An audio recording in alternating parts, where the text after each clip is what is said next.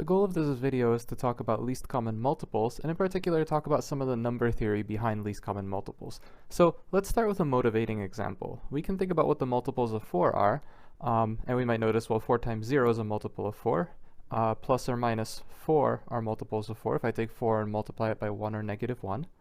Plus or minus 8 is a multiple of 4. If I take 4 and multiply it by plus or minus 2, I have plus or minus 12, plus or minus 16, plus or minus 20, plus or minus 24, plus or minus 30, plus or minus 36, and so on and so forth. The list goes on. I can also consider the multiples of 6. So I might notice that the multiples of 6 are, well, 0 times 6 is a multiple of 6. Plus or minus 6 are multiples of 6, so 6 times 1 or negative 1. I could do 6 times 2 or negative 2 and get plus or minus 12.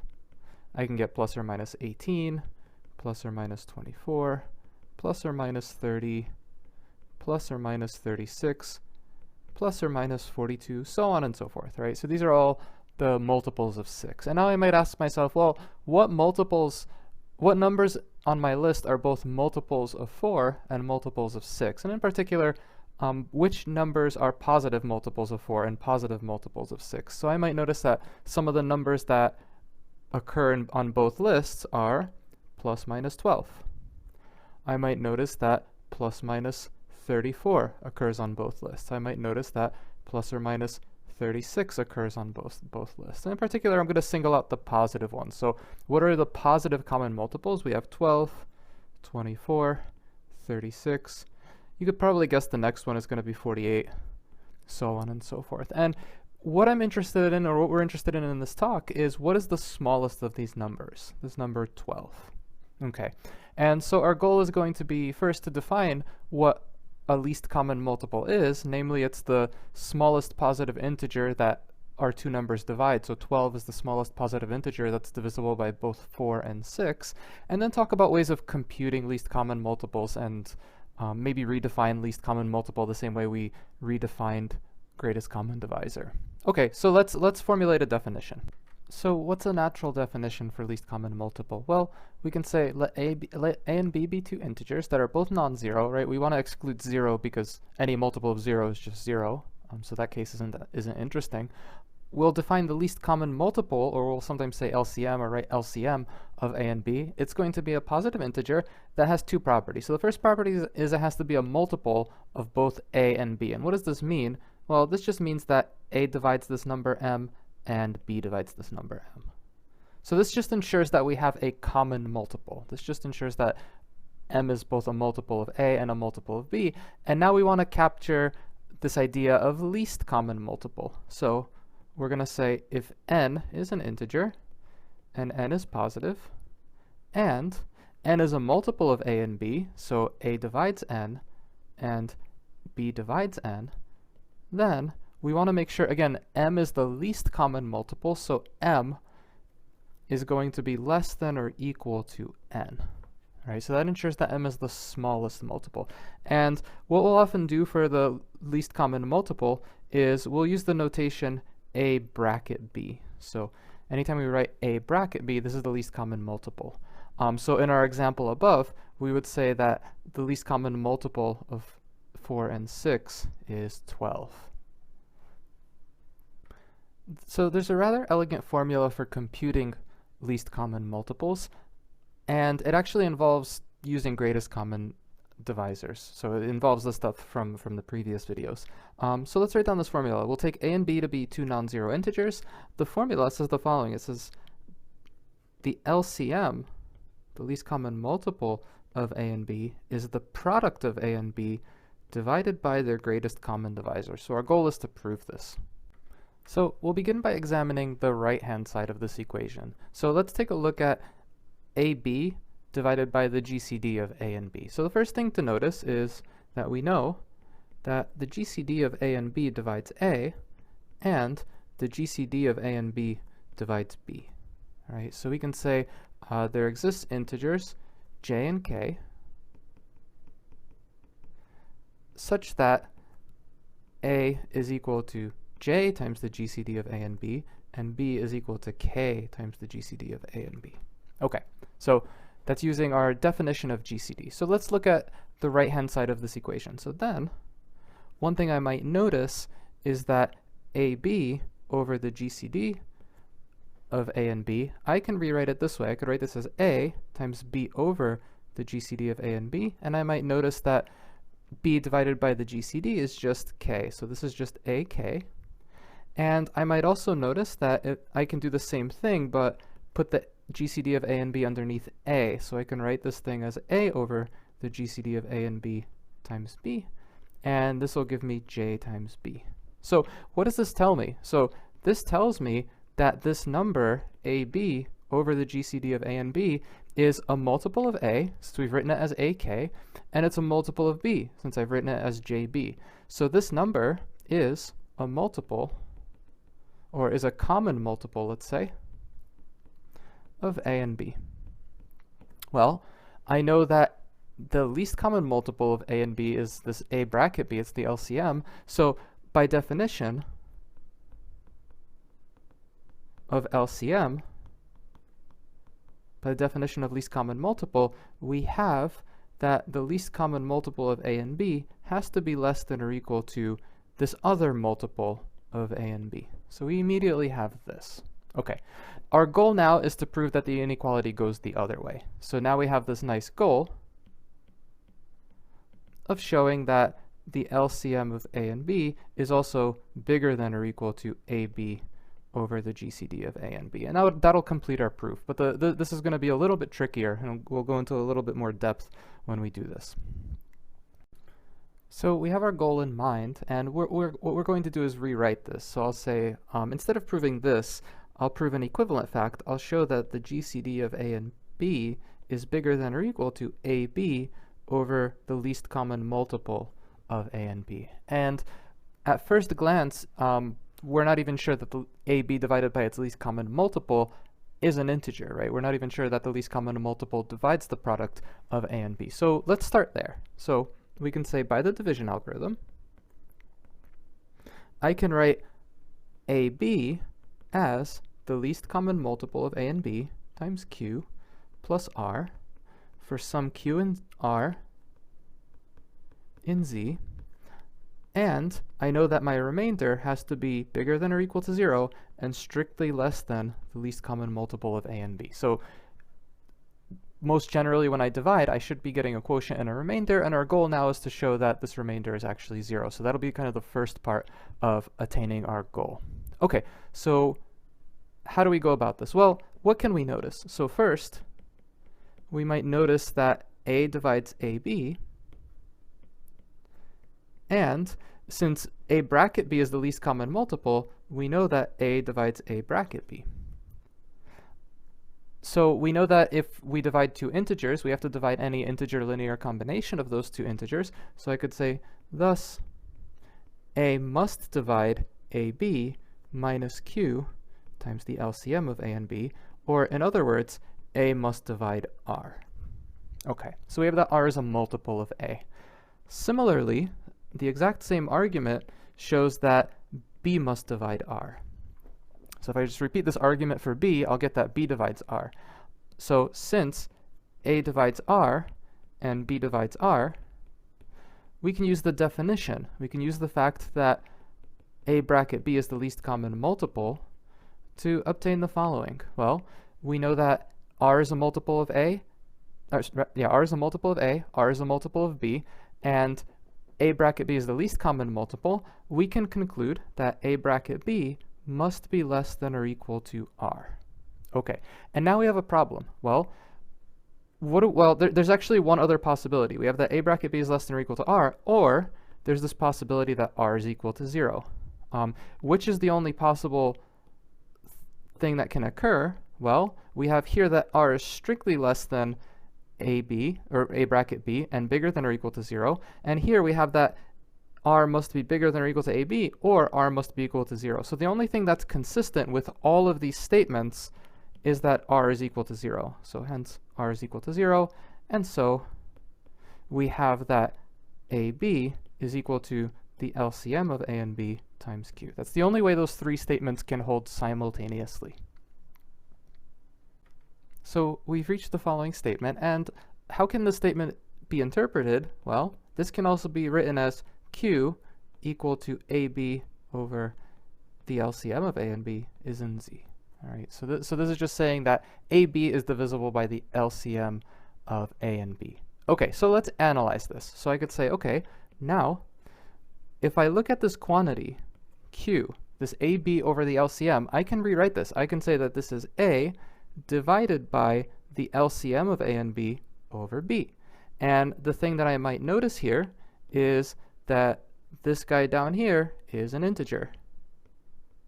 This guy is an integer because the LCM of A and B is divisible by B. Okay, so I can rewrite this as Q times an integer is equal to A. So what does this tell me? This tells me right away that Q must divide A. Right, so if Q times an integer is equal to A, by definition of divides, this means that Q divides A. I can repeat this argument. I can say, okay, Q can also be written as B over the LCM of A and B divided by A, and similarly, A has to divide the least common multiple of A and B, so this guy is an integer. Okay, well, what does this tell me? This tells me that Q times some integer is equal to B. So if Q times an integer is equal to B, this must mean that Q divides B. Okay, so I have that Q, we can write so, Q is a common divisor of A and B. Well, by definition of the greatest common divisor, by definition of GCD, we have that Q must be less than or equal to the GCD of A and B. Well, what does that mean? In other words, well, what was Q? Q we wrote up here. All right, so in other words, what we've just shown is that AB over the LCM of A and B, this guy is less than or equal to the GCD of A and B, and this will conclude our proof. So let's maybe look at an example of this theorem in action. So say I want to compute the least common multiple of 45 and 27. So what would I do? I would say, well, this is 45 times 27 divided by the GCD of 45 and 27. And we know from the last video that the GCD of 45 and 27 is 9. So this is really 45 times 27 over 9. And I might notice that 27 over 9 is 3. So this is really 45 times 3. And I see that the LCM of these two numbers is 135. Okay, so that's how we use our formula. Here's another example. Let's say I want to find the least common multiple of 236 and 128. So using our formula, what does this tell me? This is going to be 236 times 128 divided by the GCD of 236 and 128.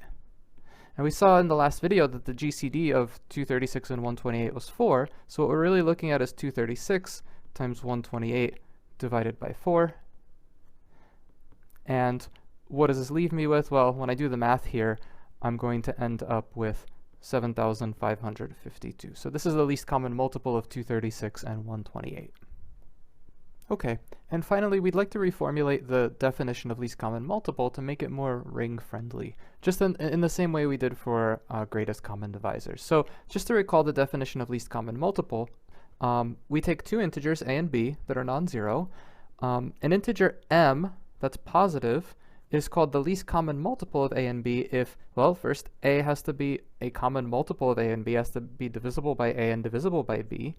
And if we take any other multiple of a and b, then m is less than or equal to n. And I guess I should specify here that n must be bigger than 0. So if I take n to be bigger than 0. Okay, so we'd like to reformulate this. So in particular, the thing that's not really ring-friendly, that most rings don't have, is this notion of less than or equal to. So we'd like to reformulate this in terms of divisibility. And you could probably guess how this is going to go. We'll say that, well, we'll have the same setup. We'll say let a and b be non-zero integers. T is an integer that's positive. we say that t is going to be the least common multiple of a and b. Well, first it has to be a common multiple, it has to be divisible by a and divisible by b. And what we're going to do is we're going to replace that inequality condition with a divisibility condition. So we'll say that if s is any other integer and a divides s and b divides s, then t must divide s, right? So instead of writing t is less than or equal to s, we'll say that t divides s. Okay, so let's prove this. The proof is going to look quite similar to the proof that we just did in some ways, and you'll see why in a second. So I'll say let t be the least common multiple of a and b. So then we know that 1 and 2 hold, right? Conditions 1 and 2 hold. Our goal is to show that conditions alpha and beta have to hold. Okay, so we know that condition alpha holds because condition 1 and condition alpha say the same thing. So our goal is really to show that condition beta holds. So I'll say suppose I take some sort of integer, s, and a divides s, and b divides s. Okay, so we want to show that t has to divide s. Well, let's see what happens when we try to take t divides s. What we should expect commonly when we take any two, when we try to divide any two numbers is a quotient and a remainder. So we could say by the division algorithm, there exist integers q and r, so there exists q and r and z, such that s is equal to tq plus r, and r is bigger than or equal to 0 and strictly less than t. Right, so this is what happens when I try to do s divided by t. I should expect a quotient, I should expect a remainder. Our goal is to show that t divides s, so our goal is to show that the remainder must be 0. Okay, so now, what do we know? We know that a divides s and b divides s, and we also know that t is the least common multiple of a and b, so we know that a divides t and b divides t, because t is the least common multiple of a and b. Okay, so since a divides t and a divides s, it must divide an integer linear combination of a and s. So I could say thus, a has to divide s plus t times negative q. In other words, s must divide r. Similarly, we know that b must divide s plus t times negative q. In other words, b must divide r. Oops, so up here I should have written a has to divide r. So it was a small typo. But in either case, we have that either r is equal to 0 or, well, r is going to be a common multiple of a and b. So it has to be strictly, well, it has to be less than or equal to, t has to be less than or equal to r. Okay, so we have these possibilities. Now, just like in the last proof, we have three things that need to be true. We have that r is bigger than or equal to 0 and less than t. We have that r could be 0, or t is less than or equal to r. So the only way that these can all be true simultaneously is if r is equal to 0. And so what do I mean by this? I just mean that if we have this condition here, that r is between 0 and t, so it's bigger than or equal to 0 and less than t, it's impossible for this condition to hold because it's impossible for r to be both less than t and bigger than or equal to t. So the only condition we have left is that r must be 0. So this tells me that t must divide s. So I could say hence, change color back, hence t divides s. Right, because now I have s is equal to tq plus 0 or s is equal to tq. So that's the forward direction of my proof. Okay, so now we need to show the backwards direction. So we'll assume t is a positive integer and that conditions alpha and beta hold. Well, since we want to show that conditions 1 and 2 hold as a consequence of this. So since condition alpha and condition 1 are the same, we know that condition 1 holds. So we really just need to show that condition 2 holds. We need to show that conditions alpha and beta imply conditions 1 and 2. 1 we get for free because 1 and alpha say the same thing. Okay, so I'm going to say suppose, so now, suppose that s is some integer, s is bigger than 0, such that a divides s and b divides s. Well, what do we know? By condition beta, we have that t must divide s. Right? So this is what condition beta tells us. Now, since t and s are both positive, we have that t must be less than or equal to s. Right? If t divides s and s is positive, then t is less than or equal to s. So condition 2 holds. And we're done.